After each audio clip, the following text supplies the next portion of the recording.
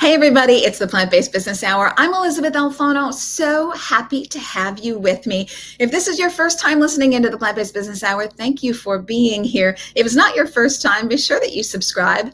And of course, reviews do count. So if you can leave a 5-star review on iTunes or wherever you get your podcasts, that would be wonderful. And of course, share. In previous episodes of the Plant-Based Business Hour, we've talked to the folks at Myanzi Meat who let us know about the continent of Africa and also South Africa in particular, and the willingness of those populations to adopt cultivated meat and plant-based options. We've also talked to David Young, the founder of Omni Foods, and he spoke about China and China's willingness to adopt plant-based foods. But what about India? India is a country of 1.3 billion people, almost as large as China. Just for those of you doing the quick math, that's more than 4 times the population of the United States.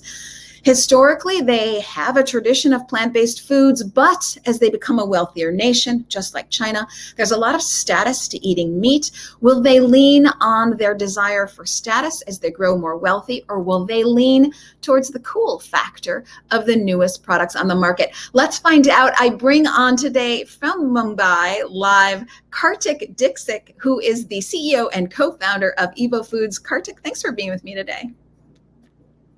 Thank you so much for inviting me, Elizabeth. It means a lot.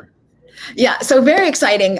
This is not the first time I've spoken with somebody from India, but it has been, I think, over a year on this show. You probably know the folks at Good Dot, and they talked to me about India, and this was really about a year and a half ago. So much has changed. Before we get into the dynamics of religion, culture, status, global wealth of the Indian nation and how open or not open they are to trying new and novel protein products, let's first start with Evo Foods. For those who may not know, what is Evo Foods? Absolutely. I'll give you a bit of an introduction about Evo and how we started. So prior to Evo, I was working on creating, a cell-based meat company out of India. And, I was working on pretty much the cell-based side of things instead of the plant-based. But one thing which I realized after working on it for approximately a year and a half, is that it will take a long time for it to get commercialized. And I, as an impact-focused person, cannot wait that long to have that kind of impact via my actions. And that's why I decided to jump from the cell-based side to the plant-based side.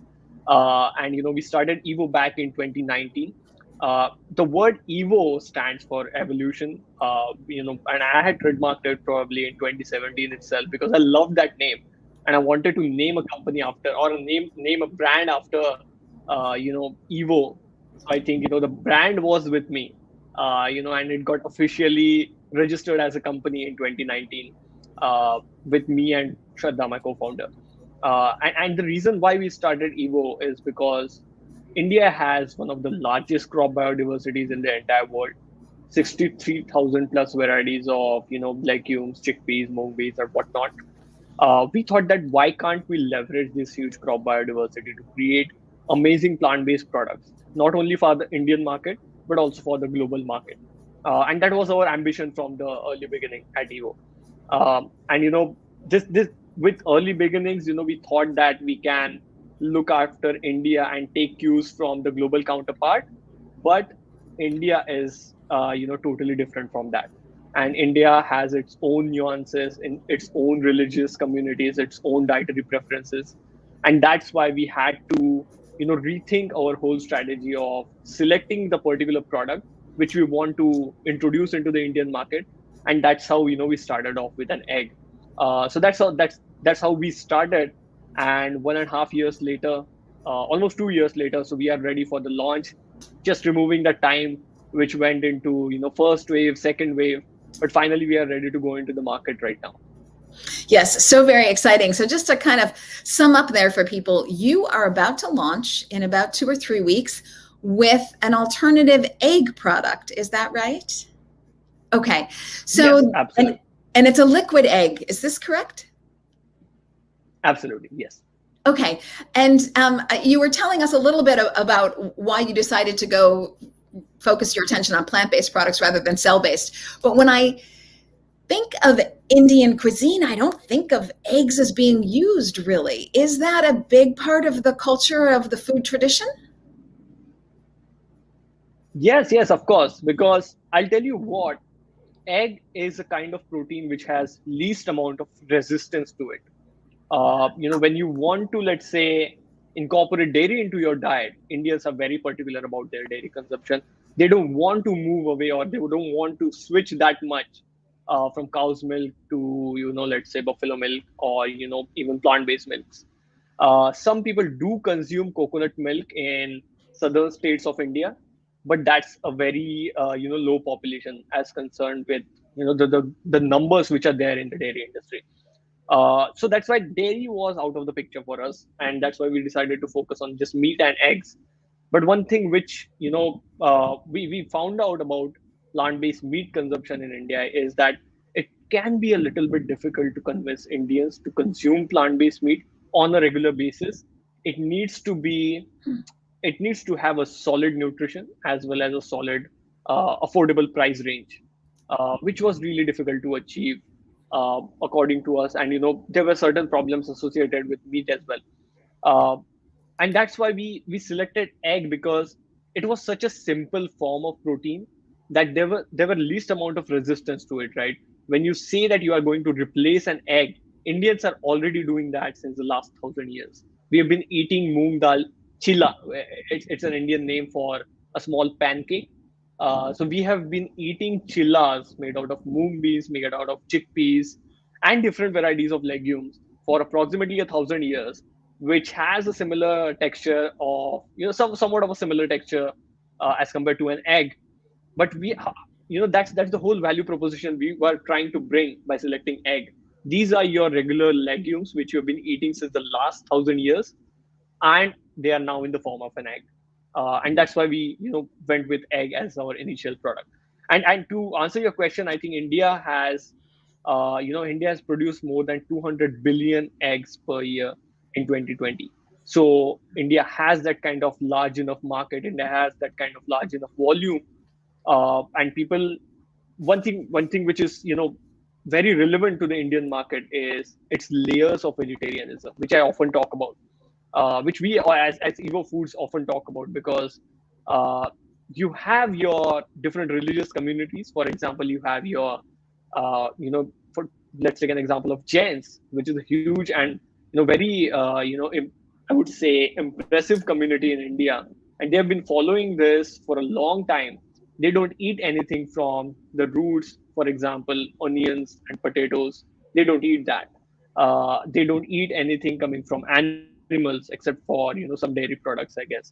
So these are some of the religious communities which are there in the vegetarianism sector. Then you have your ovo vegetarians, lacto vegetarians, and then there are communities which eat meat, let's say, once a week or twice a week.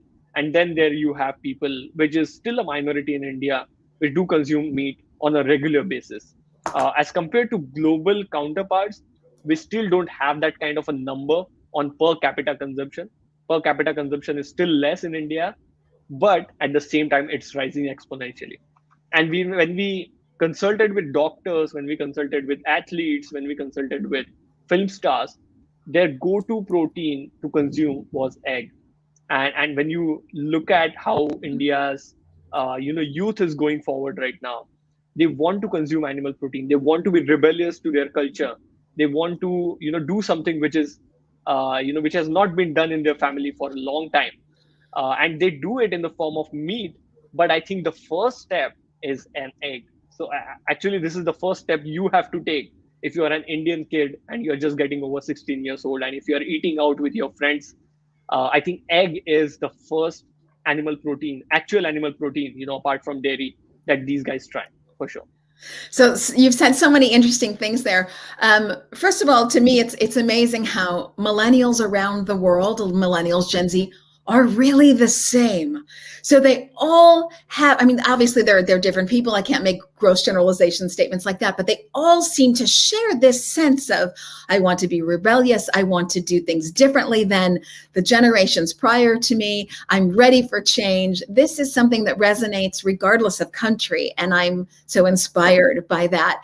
When you talk about your liquid eggs at Evo, again, about to launch in 2 or 3 weeks, are these eggs, so in the United States, we have something something called scrambled eggs. So the egg is the leader. You scramble it, it's the main part of the meal. Sure, you might add onions and tomatoes, but primarily you're eating and you're looking at that egg product. Is your egg intended to be something that maybe you don't see? It's something, so as you mentioned, the pancake, you wouldn't necessarily notice eggs in a pancake, or you wouldn't notice eggs if you bake with it. Is this intended to be the main portion of the plate? Or is this like a baking product and an ingredient? That's a really interesting question. I think there are multiple facets to it because it's a main part of a breakfast meal for sure, all over the globe, right? There are patterns which are there in the whole egg sector worldwide. When you see that eggs are a part of breakfast, not something like in China maybe there are a huge part of, let's say, noodles as well as ramen as well as numerous other kind of recipes. But I think one pattern is there that egg are a breakfast kind of a meal. So I think that India follows the same way. People do have omelets, scrambles, burjis, which I often call. Burji is a very famous dish, which is an overdone scramble, basically. So, people have been eating that since a long time as a breakfast dish. But at the same time, we do have a category of products which are egg free, and it is often marketed in the form of a orange dot in India. So there are, you must have heard that from the people from Good Dot, right? So there are Yes. three dots: the green dot, the red dot, and the orange dot.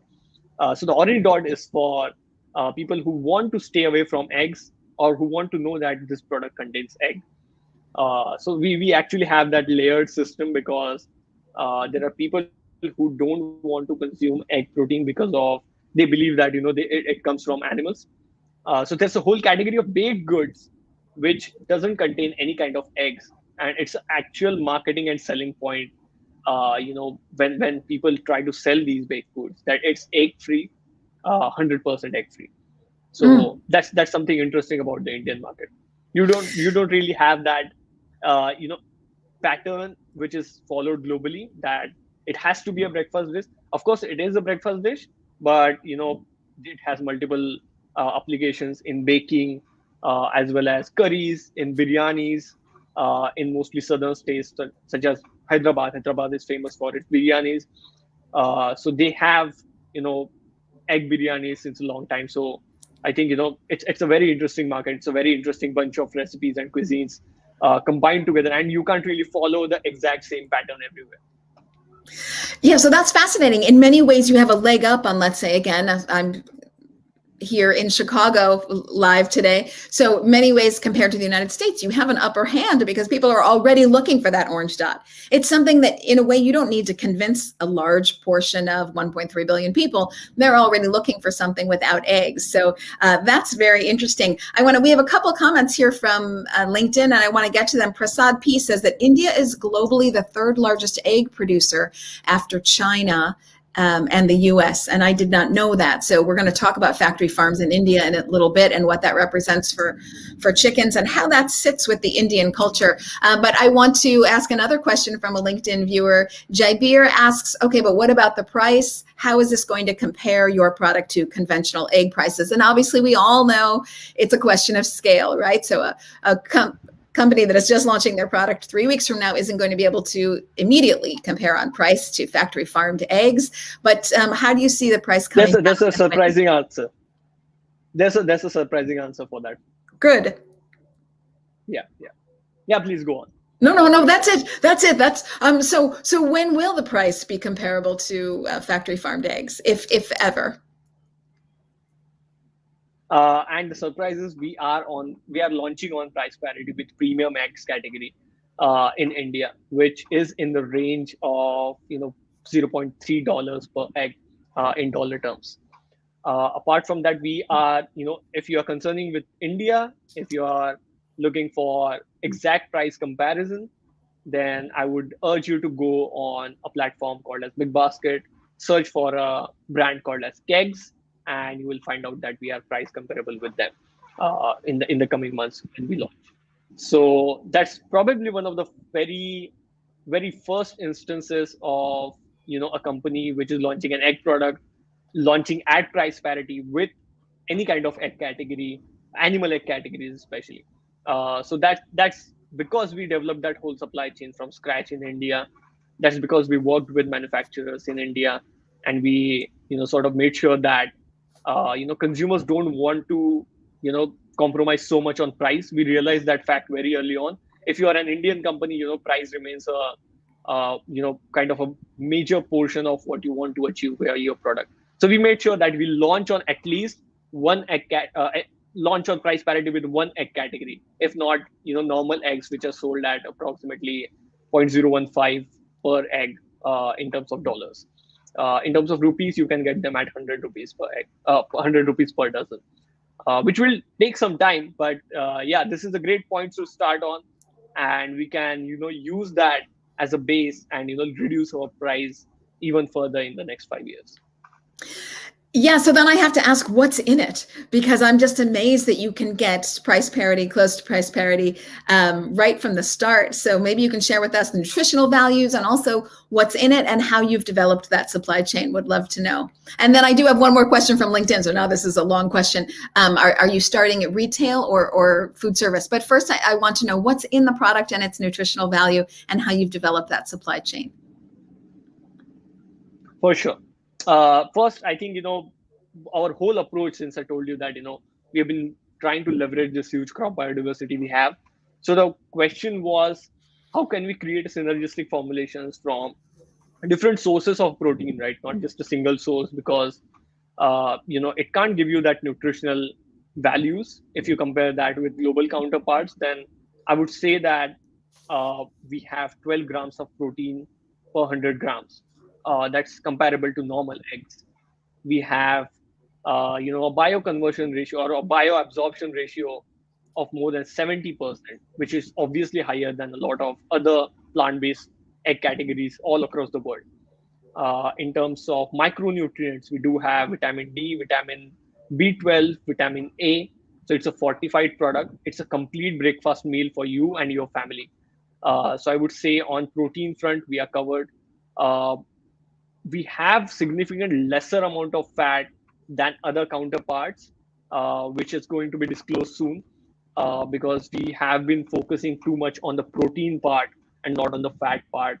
Of course, fat helps in giving that particular same, mouthfeel functionality. But one thing which we consistently found out is that Indians, as a whole, do use fat or do use oil or ghee or butter while making their omelets or scrambles. They don't, usually make something which is, made without oil, or it needs to be done that way when you are preparing like an egg dish. So we realized that we don't have to add that much oil to the product, so that's why it's lesser than our global counterpart. So all in all, you get protein, you get micronutrients, and the sources are your regular legumes, mung beans, chickpeas, and peas, and a little amount of soy for sure, because it adds functionality. It gives a lot of great amino acid profile to the product. So mung, chickpeas, peas, and a little bit of soy. Those are the main ingredients. Wonderful. So gosh darn healthy. So obviously no cholesterol going on in that. Eggs being a big culprit of high in cholesterol, one of the highest, in fact, if I understand it. And are you starting out in retail, or are you going to go for restaurants, food service, etc.? I think we're going to start off with restaurants first, because we've realized that when you use the gastronomy first approach, as I think a lot of great startups have been using that. Impossible Foods, Tyndall Foods in Singapore. So I think we're going to go with that route first, probably for the first 2 or 3 months. But we did realize that in India, hospitality sector has been badly hit by COVID, both in first waves and second waves. So that's why we modified our strategy a little bit, and we are now preparing our own D2C store, and we're going to launch on D2C as well. So you can order it from your tier 1 cities in India, first Mumbai, Delhi, and Bangalore, and then afterwards we'll launch it to other cities in the next 6 months or so. And so when you say B2C, would that be an online store, or are you thinking of brick and mortar store? Sorry, direct to consumer for sure. Yeah. Okay, via online. Is that what you're saying? The online, right. Yeah, right. That's what I thought. Okay, so you have so much going on. How long did it take you to develop this product? How long were you in R&D?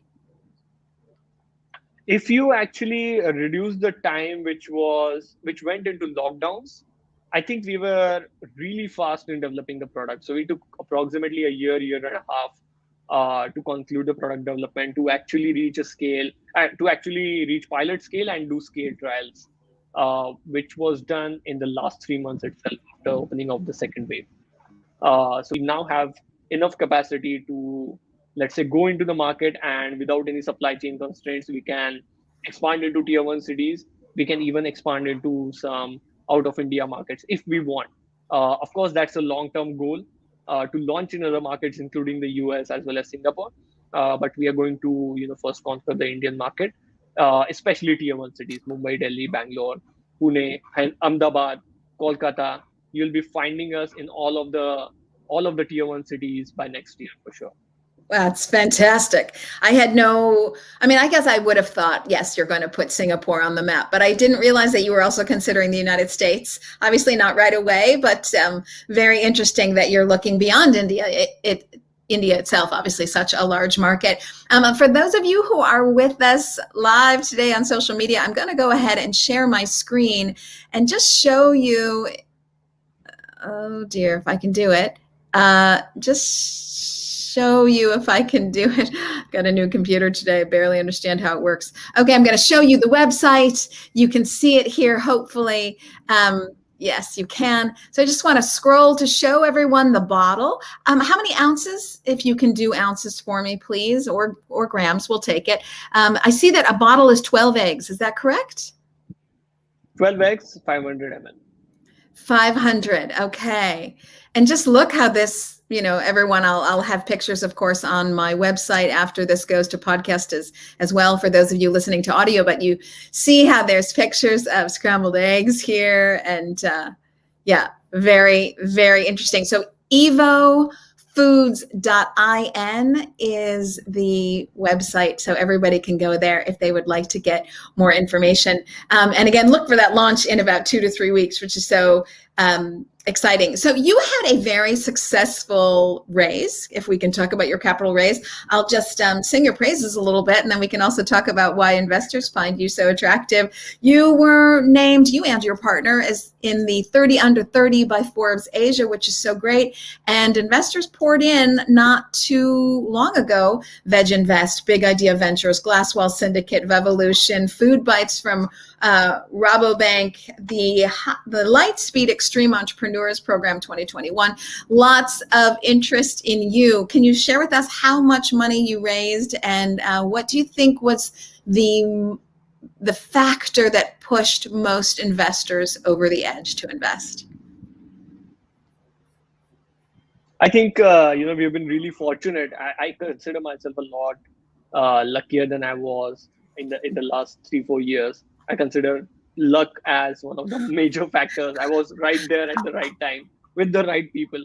So I think I would give credit to luck, but then again, we've been really fortunate to have been backed by a lot of great advisors, especially Stephanie Downs, Ryan Bethencourt, Dr. Joseph Puglisi, who was the head of R&D, the head R&D advisor to Beyond Meat, and Ashwin Rajan, who used to work at Future Consumer under Kishore Biani, which is a huge, retail group in India. So I've been blessed by a great team, a great set of advisors, and that's what pushed investors to invest in us. Of course, uh, I, I do believe that Shraddha also adds a lot of value to the team. She's probably the reason why we are succeeding so much in creating those kind of market response, this kind of brand response. But yeah, I mean, all in all, I think if I had to, then I would name team as the deciding factor over which investors are backing us. So we have raised $845,000, which for an Indian company was one of the largest pre-seed rounds ever. We realized that after our you know after the round got over, we realized that we have raised that much, and no other company raises that much. But again, that happened because we had a great team, we had a great set of advisors, we had that noble purpose behind us, as well as what we are doing is really interesting for the Indian market. That's why investor wanted to take a bet on us. Yeah, it's very uh, energizing to see how far the money can go. 840,000, 45,000, a lot of money, obviously, but in the United States, that might be considered a small Right, raise in the right. beginning, but in India, that can take you so far. So I think that's very attractive to a lot of investors. And I just wondered, as a food entrepreneur, this is not the first time you've been involved in a food startup in the clean meat area. We'll talk about India's willingness to look at cultivated meat in a second. But, you know, one's education can't really prepare them for boots on the ground. You're starting something from scratch, and now you're working in the food industry, which is, as a student, you weren't doing. So, what do you think prepared you the most for your successful start beyond luck? Beyond luck, I would say, I surrounded myself very early with a lot of great people. So not a lot of people know this, but there's something called as a startup leadership program, which is a global program based out of different cities in India. And I was one of the youngest fellows to have to get selected for the Pune chapter. And in there were a lot of great entrepreneurs who raised multiple rounds of fundings after the program got over, and I learned a lot from them. So basically, it was a stroke of luck that I got surrounded at the right time, and I got to learn from this amazing set of people. I got to know them on a regular basis. I got to interact with them, and we used to talk a lot about how to market the products, the Indian market, how much, how to calculate market size, how to, negotiate terms with investors. So we had all of these conversations in that program over a time span of 6 months. And I think, that helped me a lot to gain a perspective on how to approach startups as a whole and how to approach investors too. So I would say, that was one of the turning points in the whole journey as of now. Yeah, and there's no way around the doing. So there's no better way to learn than by doing. So having that great team around you and sort of preparing you for what's coming down the pipeline so that you can, get used to these things makes a lot of sense. So we were talking, here we're talking about a plant-based egg product, and you talk about India, of course, having mung beans and chickpeas already in their cultural zeitgeist for a very long time. Hundreds and hundreds of years. But what about cultivated meat? This kind of innovation culturally, are the Indian people willing to try, adopt? What's the rationale there? I think when you take urban consumers into mind, I think there's still a willingness to try the products out. Trial is the easy part for sure in almost every demographic, every Yeah. geography you can imagine of, right? Trial can happen by creating certain influence over public, but the real challenge lies in regular consumption, right? How do you convert these people from not just having it for the first time, having it for the second time, but can you do it on a regular basis? Can you give these consumers enough confidence that they can go there and buy these products for themselves as well as their families and eat it on a weekly basis, daily basis, etc.? So that's the whole challenge, and I think the answer to that still remains unclear, at least in India. You can get people to try different stuffs as long as they are regulations wise, in case the regulations are solid and perfect and it is approved by government agencies, as long as people, because people do look up to FSSAI, which is India's food safety regulatory authority.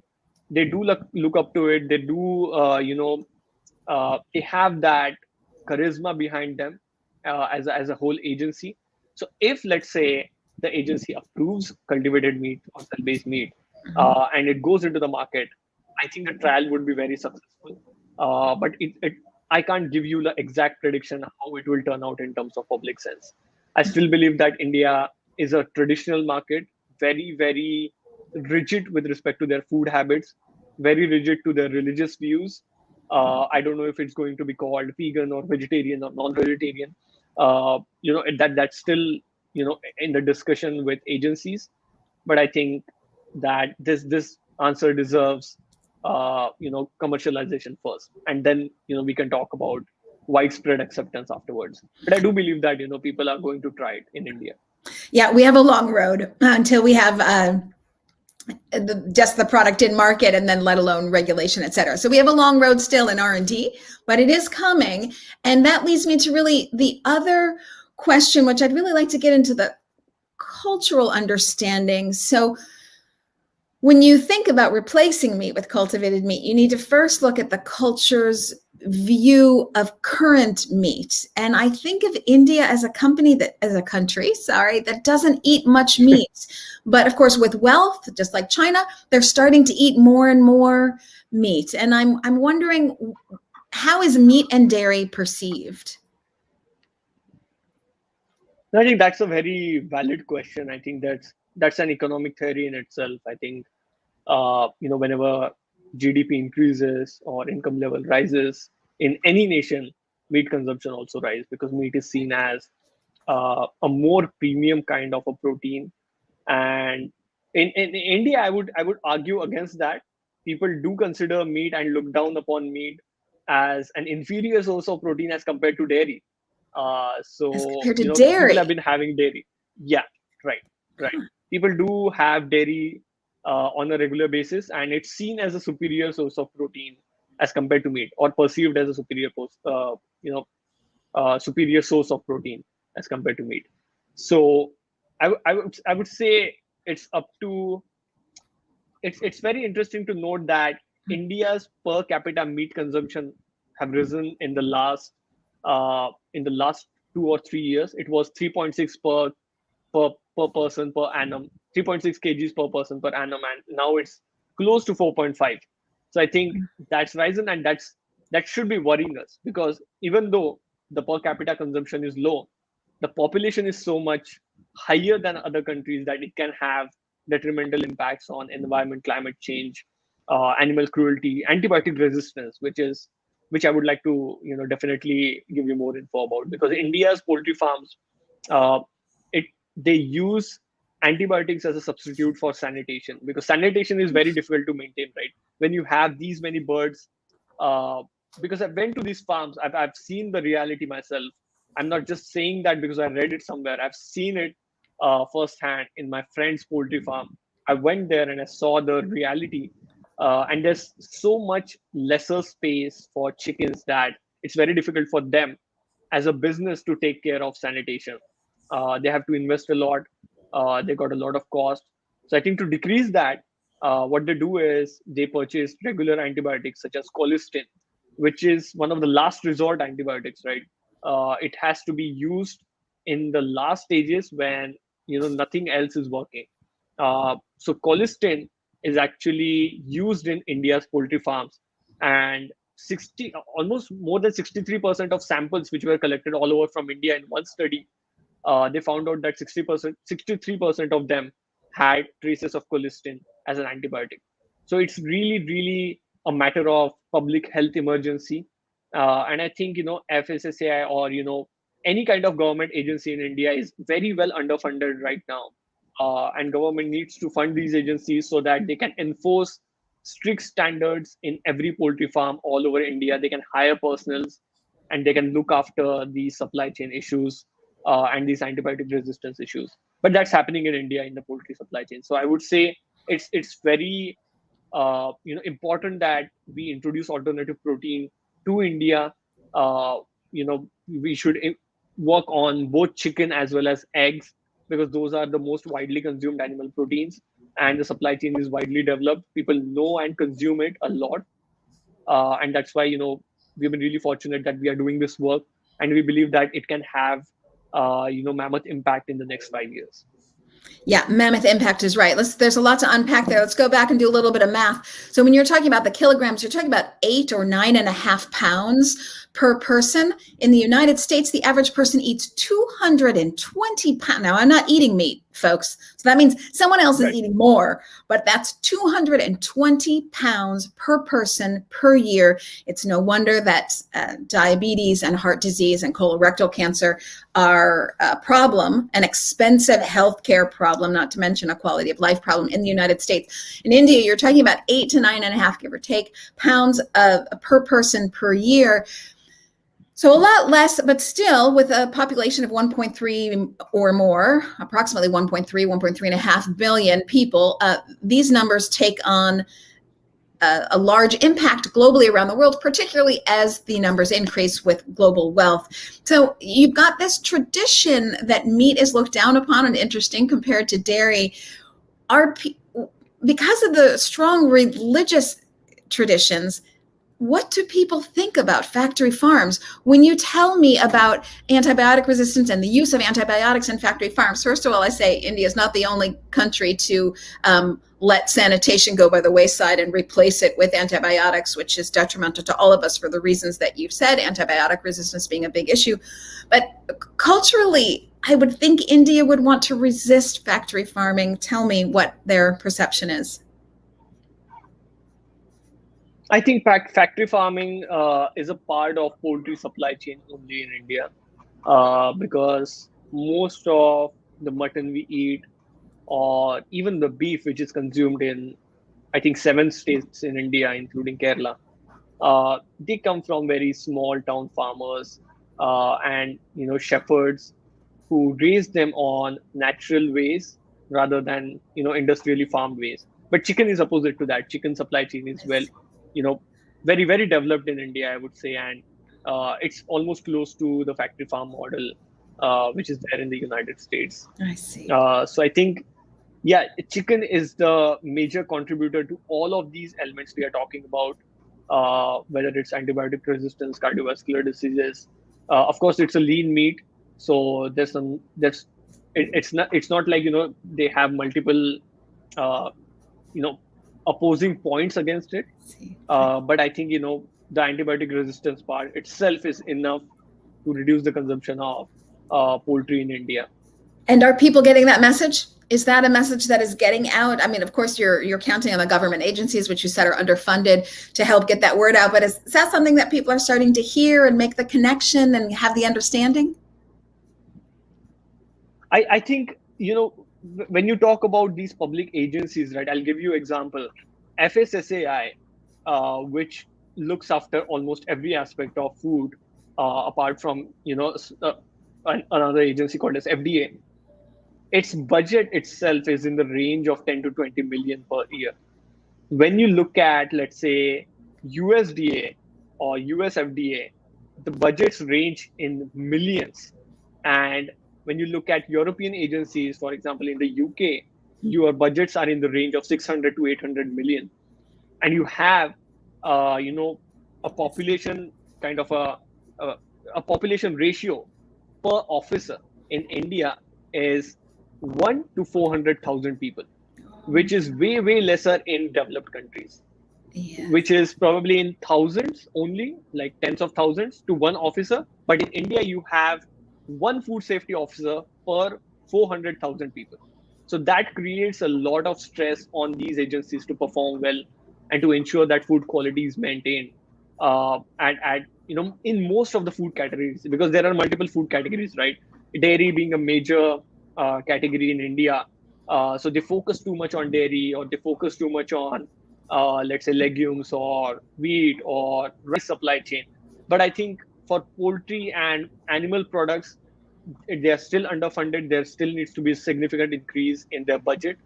But as far as the people getting the message, I think it's been mostly, brands which are there in the US, which are doing a lot of good in this space. For example, Beyond Meat, when they recently launched into India, that created a lot of excitement for a lot of people. And I think that needs to happen at an influencer level. When you're talking about climate change, which is directly related to food, that's a hard concept to grasp, right? You can't really expect people, and I learned it the hard way, right? I tried to explain that initially to people, but it's such a drastic, there's a drastic change in perception that when you say climate change, the sudden picture in your mind is of a car, not of a chicken, right? So it's very difficult for people to connect these concepts. But I think the change is happening right now. The way these brands are marketing themselves in the US and in other countries, and the way they are marketing their climate efforts, I think people are making the connection that I think this last few years were the years when people in India started discussing food as a contributor to climate change. And before that, it was completely non-existent when I started my whole journey in the alternative protein sector back in 2017. So after 2018, the conversation began. And now I think people are realizing that it has a bigger footprint than we believe. Also, some recent studies have suggested that it doesn't contribute 19% to global greenhouse gases emission. It actually contributes to more than 33% or 35%. Again, so much to unpack there, but I would agree in all the interviews that I do, people are making that connection around the world, regardless of country, that there is the deleterious impact of animal agriculture on global warming and the climate. But of course, the UN, the FAO, the IPCC reports that have been coming out. So there are UN Sustainable Development Goals that are constantly talking about the impact of our food system on the climate change and the environment. So there are global agencies starting to get this word out pretty consistently. So I think now people are ready to hear it, and you're just going to see that have a domino effect on the rise of plant-based options. And people are going to start eating for the environment in a way they haven't before. David Young, the founder of Omni Foods, Omni Pork, Green Monday, was on this show, and he said, speaking of China, we have to outcool them. So there is this status associated, he's talking about meat primarily, the status associated with it, same perhaps for India as you grow more wealthy. But there's this, that you say Beyond Meat comes to India and there's all this excitement. There's this cool factor about not doing what your parents did, innovation, a new world, new possibilities, hope. How does that play out in India when you also have this not cool factor, if you will, about historically there are these traditional and religious beliefs about not eating meat? Are those in direct conflict? Obviously, I'll give you multiple examples of that. It's so fun to think about that. A lot of people, almost 90% of non-vegetarians, don't eat meat on a Tuesday or a Thursday because these are considered as holy days in India. Apart from that, there's a month in India which is a part of our calendar, which is called as Shravan. And in that month, people don't consume meat at all. So there you have 1 month window for people to try these products out. And there are multiple occasions as well, right? For example, we just went through one occasion which is called as Ganesh Chaturthi, which is a huge festival in India. So in this festival, people avoid animal products, and people avoid meat a lot. They don't eat it, during these 10 to 12 days. There's an occasion of Navratri, which is another festival in India, in where we, usually worship female idols or female goddesses. So, these are kind of the festivals and these are kind of the windows you have in India where you can test out your concepts as an alternative protein company. You can actually provide that to the Indian consumer and say that, hey, if you don't want to consume meat or if you don't want to consume eggs on these days or during these occasions, just try it. What's there to lose, right? You can just try the product and then you can see the difference yourselves. So I think the window is there. And I think David was really right, in a way that you have to. In fact, I'm going to include that in my deck probably after you just said it. Great. So just make sure you say right. he said it on the Plant-Based Business Hour. Yeah, for sure. I'll do that. So I think he's absolutely right. We have to make it cool to eat plant-based products. And I think you can easily see that the way it is happening right now in India. You can take an example of, let's say, Imagine Meats, right, which is recently launched. So Imagine Meats is actually started by two of the Bollywood celebrity couple, and they are working in such a great way that they are targeting most of the great influencers in the Indian market, including Bollywood celebrities, including athletes, including cricketers. So they are targeting them to create that domino effect you just mentioned, that when these kind of people say to their public or say to their audience that, hey, this is the kind of meat you can have on Tuesday or Thursday or your religious holidays, or just a time where you don't want to consume meat or eggs, I think it makes a lot of impact. And I think it creates that aura around plant-based meat, that suddenly it is cooler. Suddenly it is not cool to have animal products. It is cool to have plant-based products. It's cool to have plant-based nuggets. In fact, right now uh, as we are talking, I had plant-based nuggets today. So I'm a vegan since the last 3-4 years. I've never eaten meat in the last 3-4 years. But as these products are coming down, I think I'm really excited for them. I really try it on a regular basis, but so do other people, right? They also get the same message that a lot of these Bollywood celebrities or cricketers we admire, they are consuming plant-based meat. So we can try that, of course. So I think that that's happening right now in India. So what is the month that basically India has its own Veganuary? What month is that? It's called as Shravan. It usually comes in the month of, let's say, July or August each year. And Okay. it's a month-long period where most of the religious communities believe that it's not good to eat animal products, so they stay away from it for that 1 month-long period. Yeah, And really that, just a that's actually gift. called as, yeah, it's a gift to a lot of plant-based companies. I often say, Yes. you can't ignore religion when you are operating a plant-based business in India. You have to consider religion as a big part of your marketing strategy. And in fact, you will see that when you go to Imagine Meat's page, and they've written it wonderfully, I must say, that you know we don't give so many clucks if you want to eat meat on a Mangalwar. Mangalwar is basically Tuesday in English. Sorry, in Hindi. So these kind of marketing efforts can work on Indian millennials very, very well, for sure.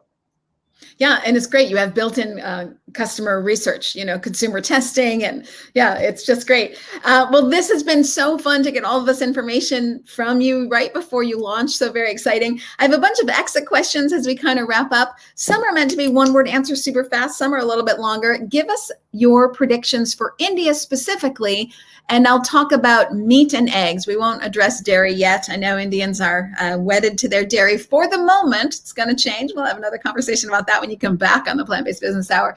But your predictions for eggs and meat, the adoption rate, let's say in the next 3 to 5 years in India. I do believe that plant-based eggs is going to succeed. I'm not just saying that because I run a plant-based egg company, but I say that because I've been noticing the patterns, noticing consumption behavior of Indians since the last 2 years. And there's a significant shift towards sustainable products, ethical products, and people it's easier to switch to a plant-based egg rather than a plant-based meat or a plant-based dairy for Indians.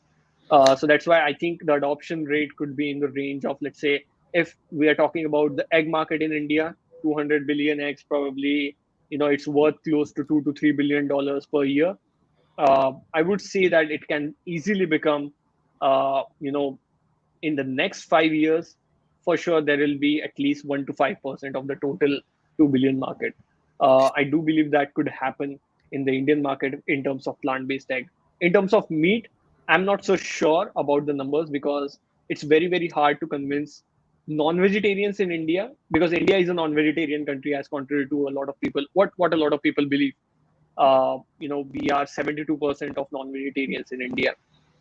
So to convince a non-vegetarian that you need to eat a meat which is made out of soy, I think soy chunks or TVPs, which were a part of, a huge marketing effort by the soy industry in India, it failed to create that kind of an impact.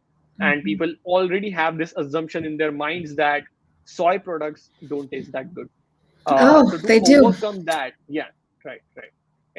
We found out that by creating those consumer surveys about the perception related to soy. That's why we didn't use soy a lot in our product, because we wanted it to be. We didn't want to create a negative selling point for a lot of consumers that if it contains soy, then it won't taste good, because that's evident from soy milk in India. If you see that, Mhm. that's much closer to your normal cow milk or your normal buffalo milk in price, in nutrition as well. But people don't consume it on a regular basis, right? I consume it because I'm a vegan, but a lot of people don't. So I would say dairy will take a long time. Eggs will definitely fly in the next 5 years. Meat, I'm not so sure about. And do you think you could handle capacity? I mean, obviously, it won't be just you doing plant-based eggs, but do you think that Evo Foods could handle a capacity of, let's say, 1% of 200 billion eggs? I think you said 200,000. No, I'm sorry, what's the number that you gave again for 200 billion eggs a year? Yes? 200 billion eggs. Yeah, A 200 year. Yeah. billion eggs were produced in 2020. Yeah. So do you think you could So handle I would 1% of say that? absolutely not. Absolutely not. We need a lot of companies in the sector. I Yeah. would love for us to be on the vanguard of plant-based eggs, but for sure, we need a lot of companies in this sector to help us create that kind of impact Yeah. and remove animals out of the food equation, which is our vision. Yeah. That by 2040, we need to remove at least 51% of animals out of the food equation. 51% of animals out of the food supply. Food Godspeed. equation. Okay. What would you like to be known for? As a person or as a As a business? person. I would like to be known for my persistence. Your persistence. I love that. You are younger, so I will adopt this question, adapt it. What do you wish you knew 5 years ago that you know now? I would say to myself that don't trust people based on their appearance. Don't trust people based on their way of saying things, and don't trust people who definitely tell you that you are going to be a rock star. Just work on it. Just work hard. That's it. Say that last bit again. People who tell you you're going to get off track. Is that what you said? Yeah. Of course, people often tell you that you are going to be a rock star. You are going to create a lot of A impact. rock You star. are this. You are that.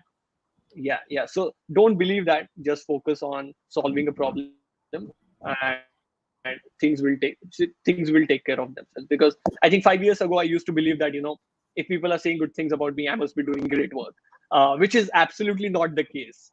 So Yeah. you need to put in that work. You need to solve a problem, and then you can expect not expect. I think it's just a consequence, right? All of the things get taken care of if you do good work. Yeah. So you are combining two of the things that I like to say, which is nose to the grindstone, eyes to the sky. And I don't care what people say, I care what people do. Both of those are exemplified in what you just said. Okay, so you're running around and you're having a busy day and maybe things aren't going the way you had hoped. Is there a phrase that you tell yourself to get yourself back in the game? Yeah, I actually remember what my father tells me, that India rewards patience. So we've been seeing numerous examples that whoever is patient in India, they get amazing results in the long term. So I keep patience as one of my core mantras during my whole day and during every difficult circumstance. If I have that kind of patience, then I can create that kind of impact in India. I love that. I like to say a body in motion stays in motion. It's a little different, but it just means one foot in front of the other, no matter the obstacles, no matter how slow, no matter what slows you down. A body in motion stays in motion. Just keep Right. going, even if you're slower, even if you need to be more patient. Just keep at it. My very last question for you today, so that you can go to sleep because you are in Mumbai. You're again running around, but maybe this time your day's going really well, so well that you didn't have time for lunch. What is your go-to snack? My go-to snack, it's very difficult. Usually I eat a lot of fruits and I try to eat clean a lot. But whenever I get time, I definitely consume uh, something which is an Indian dish, which is called as it's called as bakar vadi. So it's my go-to snack. It's made out of chickpea flours. It's a very very delicious snack. It's not that healthy, but I love it. Is it fried or? It's fried. It's It's fried. right. Yeah. And it's called a bakaruri. Bakarwadi. It's actually quite famous in the US as well. It's selling quite well. Okay, I'm going to have to get my hands on some of that. You should definitely try it. You should definitely Okay. Okay, I love that. My chickpea flour fried snack. That sounds interesting. I'll definitely have to get my hands on that because I do love Indian food. So, in fact, I'm having some today for lunch, sort of in honor of you.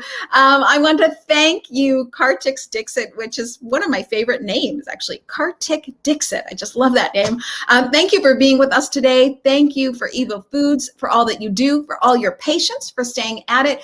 Good luck with your launch in 2 to 3 weeks. I hope that you will keep us posted. Tag us on LinkedIn, where we spend most of our time, so that the Plant-Based Business Hour and myself can follow you and support you as you launch. So happy for your success. Really, I do appreciate all that you do, and I hope that you'll come back on the Plant-Based Business Hour. Thank you so much, Elizabeth. I enjoyed our conversation. So very fun. You stay put, everybody else on Facebook, LinkedIn, Twitter, and YouTube. I will see you next Tuesday. Right around this time, we'll be back at our normal time, actually 1 p.m. Pacific next Tuesday. Everybody, thank you for all you do. Kartiks, don't go away. Bye, everybody.